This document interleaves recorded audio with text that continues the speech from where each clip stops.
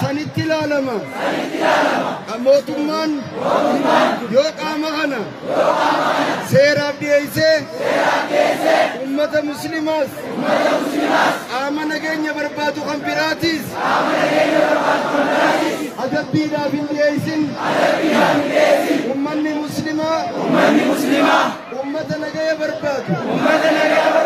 balaa alaa dheeysan mana duraa galan kan mana seente bakki seenan ni jira namni alaa dheeysee isa gala kan mana dheeysee hoo kanaafuu nuti labsaarraa kana booda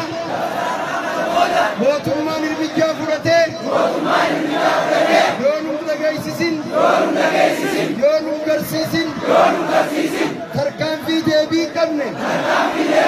fudhachuu dandeenya kanachumaan daarektiin gama jannata rahmaan nu dabarsitu fudhanna.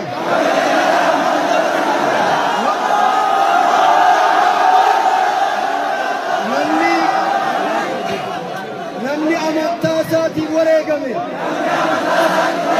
yoo du'es ni isin qabu irratti isin salaatamu sagantaa rabbi seenuuf hin barbaadu daarektiidhaan gama rahmata rabbii deema jechuudha. guyyaa gabaabaa otoo hin ta'in sa'aa 24 keessatti